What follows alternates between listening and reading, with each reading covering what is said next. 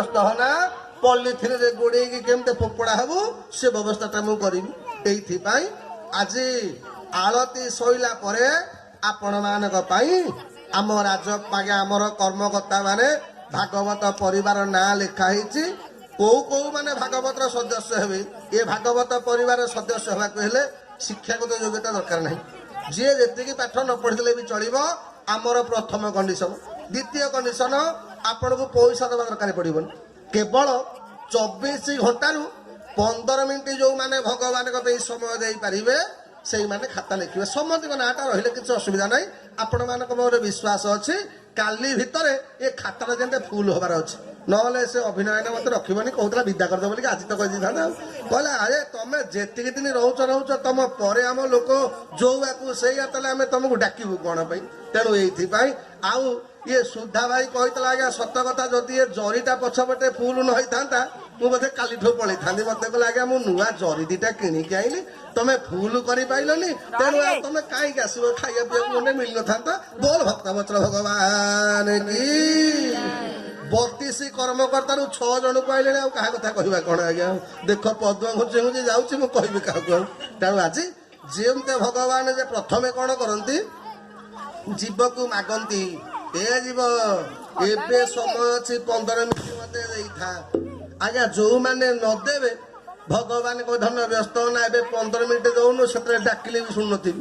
ଆଜି ଭଗବାନ କଣ କଲେ ଥରେ ମାଗିଲେ ଦିଥର ମାଗିଲେ ଦେଲାନି। ତୃତୀୟ ଥର ବେଳୁ ଭଗବାନ କଣ କଲେ ଚାପୁଡା ଏକ ପ୍ରହାରିଲେ ରଜ କରୁଣ ଛିଣ୍ଡାଇଲେ।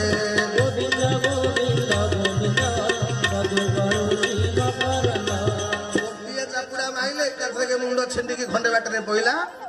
ଯେତେ ତାର ଅନୁଚର ଥିଲେ କଲେ ହେ ପୁତନାକୁ ମାଇଲା ବାଲା ଆଇଛି ପଳାରେ ଘର ଛାଡିକି ପଳା। ସବୁ ସମସ୍ତେ ପଳେଇ ଗଲେ। ଭଗବାନ ପିନ୍ଧିଲେ ଗୋଟେ ହଳଦିଆ ଲୁଗା। ବଳରାମ ଭାଇନାକୁ ପିନ୍ଧିଲେ ନେଳି ରଙ୍ଗର ଲୁଗାଟିଏ। ଗୋପାଳ ବାଳକ ମାନଙ୍କୁ କଲେ ଯିଏ ଯୋଉଟା ପାଉଛ ପିନ୍ଧି ପକା। ଇଏ ହତଭାଗା ତ ଜୀବନ ଯାକ ଆଜ୍ଞା ପିନ୍ଧିବାକୁ ପାଇନାହାନ୍ତି। ଯେମିତି ଗଣ୍ଡେ ଗଣ୍ଡେ ପିନ୍ଧିବାକୁ ମିଳିଗଲା ଇଏ ପିଲାମାନେ ଆଜ୍ଞା ଯିଏ ଯୋଉଟା ପାଇଲା ଗୋଳେଇ ପକେଇଲା। ଆଜ୍ଞା ମାଗି ଆଣିବା ତିଅଣ ଯେମିତି 2 ସୋଡ଼କା ଭଳିଆ ଇଏ ଲୁଗାପଟା ସେମିତି ହେଲା। ଆଜି ଭଗବାନ କଣ କଲେ ନା ପହଞ୍ଚିଲେ ଜଣେ ବୁଢାକାର ପାଖରେ ସେ ସବୁ ସାଇଜ କରିଦେଲା। ତାପରେ କଣ କଲେ ସେଠାରୁ ବି ଯେ ଜଗତ ଜୀବନ ସୁତା ଭାଗରେ ହେଲେ ଭଗବାନ ଶ୍ରୀରାମ ଜୟ ଜୟ ରାମ ଶ୍ରୀରାମ ଜୟ ଜୟ ରାମ। ଆଜ୍ଞା ଆମ ଓଡିଆରେ ତ୍ରିନାଥ ମେଳା ବହିରେ ନାହିଁ ଯହୁଁ 2 ପଇସା ପାଇ ଆହୁରି ବେଳା ଉପାଡଇ। ସାଙ୍ଗେ ସାଙ୍ଗେ ଗୋଟେ ଗୋପାଳ ବାଳକ ଗଲା କାହ୍ନା ବେ ଲୁଗାପଟା ପିନ୍ଧେଲୁ ଗୋଟେ ଫୁଲ ମାଳ ବେକରେ ପଡନ୍ତାନି। ଭଗବାନ କଲେ ଫୁଲମାଳ ତ ଆଜ୍ଞା ପହଞ୍ଚି ଗଲେ ସୁଦାମା ନାମେ ମାଳାକାର ଅତି ପ୍ରିୟ ସେ କୃଷ୍ଣର।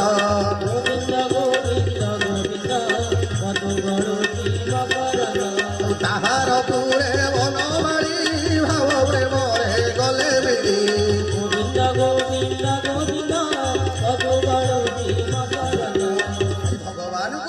ଯେମତେ ସୁଦାମା ମାଳି ଦେଇଦେଲା ଫୁଲ ସୁଦାମାର ଦରିଦ୍ରପଣ କୁଆଡେ ପଳେଇ ଗଲା। ଆଜ୍ଞା ସେ ସୁଦାମା ନୁହଁ ଯୋଉ ସୁଦାମା କଥାଟା ଆମେ କାଲି ଆଲୋଚନା କରିବା। ଆଜି ସୁଦାମା ମାଳାକାର ଭଗବାନ ତାକୁ ଦରିଦ୍ରରୁ ତାକୁ ଧନୀ କରିଦେଲେ। ଆଗକୁ ଗଲା ବେଳେ ପୁଣି ଗୋଟେ ଗୋପାଳ ବାଳକ ଗଲା କାହ୍ନା ଚନ୍ଦନ ଟିକେ ଲଗେଇଲେ ହୁଅନ୍ତାନି। ଆମ ଶାସ୍ତ୍ର କହିଛି ଆଜ୍ଞା ଆମ ହିନ୍ଦୁ ଧର୍ମରେ ଚନ୍ଦନ ଲଗେଇବେ ମୁଣ୍ଡରେ ଶିଖା ରଖିବେ ଆଜ୍ଞା ଦେହରେ 12 ତିଳକ ଥିବ ତାହେଲେ ଆପଣ ଭଗବାନଙ୍କ ପ୍ରିୟ ହେବେ। ଆଉ ଆଜିକାଲି ତ ଚନ୍ଦନ ନାହିଁ ମାଳା ତ କୁଆଡେ ଗାଧେଇ ଗଲାଣି। ଶିକ୍ଷା କଥା ତ କହିଲେ ଆମ ଲୋକ ଆଉ ବୁଝିପାରିବେନି। ଏବେ ବୈଜ୍ଞାନିକ ମାନେ କହିଲେଣି ଶିକ୍ଷା ରଖିଲେ କଣ ଆପଣଙ୍କର ଲାଭ ହବ। ତେଣୁ ଏ ସଜନ ଆଜି ଭଗବାନ କଣ କଲେ କଲେ କୃଷ୍ଣକୁ ବେଶ କରି ସୁଦାମା ମାଳି କୃଷ୍ଣକୁ ବେଶ କରି ସୁଦାମା ମାଳି ଶିରେ ଖୋଲିଲା ରେ ତ କି କଳି ସେ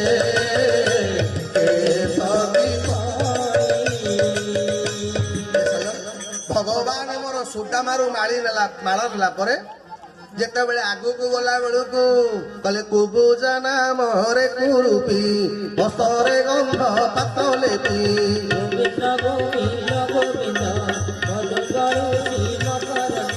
କାହିଁରେ ହୋଇଛୁ ସୁନ୍ଦରୀ ହାତରେ ଗନ୍ଧ ପାତରି ହରିବଲ ହରିବଲ ହରିବଲ ବୋଲ ଭଗବତ ଭଗବାନ କି। ତେଣୁ ଯେତେବେଳେ ଆଜ୍ଞା ଆଜି ପର୍ଯ୍ୟନ୍ତ କଂସର ଯିଏ ପ୍ରିୟତମ ବେଶକାରୀ ସୁନ୍ଦର ଚନ୍ଦନ ଘୋରିପାରେ ଆଜି ପର୍ଯ୍ୟନ୍ତ ଆଜ୍ଞା ଏତେ କାଳି ଅସୁନ୍ଦରୀ ତା ମୁହଁକୁ କେହି ଅନାନ୍ତିନି। କିନ୍ତୁ ଯେତେବେଳେ ପ୍ରଥମ ଥର ପାଇଁ ଭଗବାନ ତାକୁ ସୁନ୍ଦରୀ ବୋଲିକି ଡାକିଦେଲେ ଇଏ କୁବୁଜା ମନେ ମନେ ଭାବିଲା କି ଆଜି ପର୍ଯ୍ୟନ୍ତ କୋଉ ପିଲା ମୋ ମୁହଁକୁ ଅନାନ୍ତିନି ମତେ ସୁନ୍ଦରୀ କହିଲା କି। ନଜର ପଡିଗଲା ବେଳକୁ ଦିବ୍ୟ ସୁନ୍ଦର ପିଲା ଗୋଟେ ଛିଡା ହେଇଛି କିଶୋର ଜଣେ। କୁବୁଜା ମନେ ମନେ ଭାବିଲା କହିଲା ଆଜି ପର୍ଯ୍ୟନ୍ତ ମତେ କେହି ସୁନ୍ଦରୀ କହୁନଥିଲେ ପ୍ରଥମ କରି ସୁନ୍ଦରୀ କହିଛୁ ତତେ ଚନ୍ଦନ ଦେବି। କହିଲେ ଠିଆ ଚନ୍ଦନ ଦେଲା ବଳି ଆନନ୍ଦ ଦେଇ ହୁଳ ହୁଳି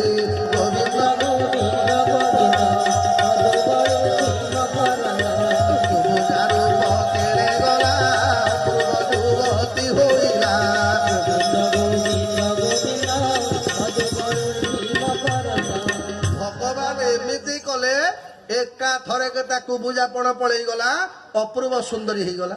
ଅର୍ଥ କଣ? ଭଗବାନ ରାମଙ୍କର ପାଦ ବାଜିଲେ ସୁନ୍ଦରୀ ଆଉ କୃଷ୍ଣଙ୍କର ପାଦ ବାଜିଲେ ସୁନ୍ଦରୀ।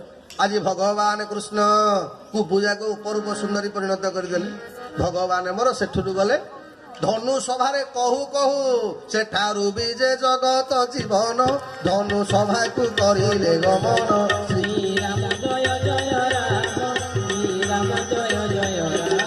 ରାମ ହାତରେ ଧନୁ ଆକର୍ଷିଲେ ଏକ କ୍ଷଣ ପରେ ତାକୁ ଭାଙ୍ଗିଲେ।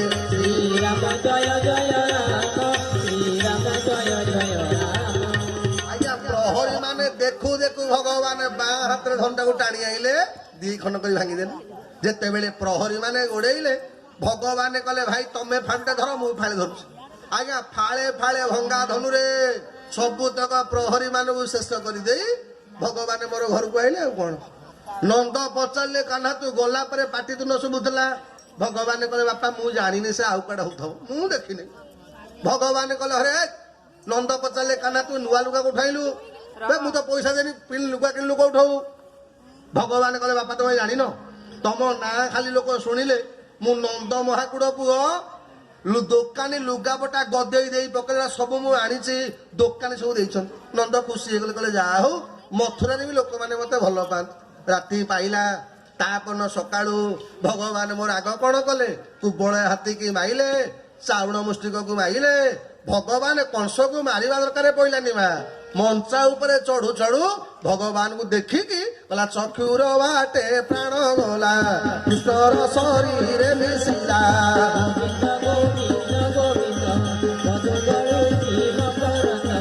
ଯେତେବେଳେ ଭଗବାନ ବିଚାର କଲେ କିବେ ମାମୁ ତ ମରିଗଲାନି କାଳେ ଲୋକ ମତେ ନିନ୍ଦା କରିବେ ଏଇଥିପାଇଁ ମାୟା କଲେ ମାୟା ଧର ମଞ୍ଚାଟା ଭାଙ୍ଗିଗଲା। କହିଲେ ମଞ୍ଚାରୁ ପଡି ମାମୁ ମଲା ମତେ ତ ରହିବ ରଖିଲା।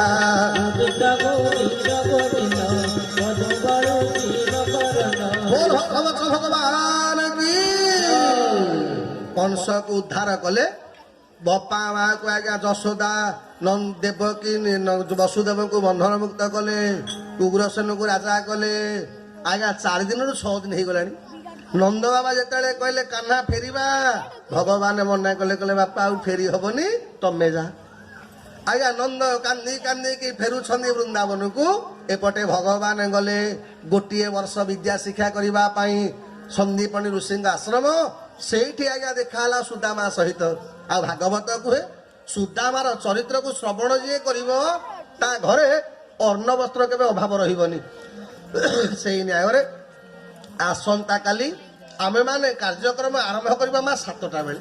କାରଣ କାଲି ପୂର୍ଣ୍ଣାହୁତି ହବ। ଆମେମାନେ ସମସ୍ତେ ପୂର୍ଣ୍ଣାହୁତି ଶ୍ରବଣ କରିବା। ତା ସହିତ ଭଗବାନଙ୍କ ବାହାଘର ଭୋଜିଟା କାଲିକି ପୋଷ୍ଟପୋନ ହେଇକିରି ଅଛି।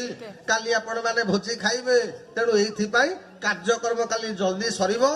ଆଜି ମତେ ନିର୍ଦ୍ଦେଶ ହେଇଛି ଯେ 7ଟା ବେଳେ ଆପଣ ମାନେ ଆସିଲେ କାର୍ଯ୍ୟକ୍ରମ କରିବା। 7ଟାରୁ ଆରମ୍ଭ କରିବା 9ଟା 9:30 ବେଳେ ପୂର୍ଣ୍ଣାହୁତି କାର୍ଯ୍ୟକ୍ରମ ହବ। ତେଣୁ ଆପଣ ମାନେ ସମସ୍ତେ ଯଜ୍ଞ ନାରାୟଣକୁ ଦର୍ଶନ କରିବେ। ତା ସହିତ ପ୍ରସାଦ ସେବନ କରିବେ ପ୍ରତ୍ୟାବର୍ତ୍ତନ କରିବା ପୁଣି ଇଏ କରୋନା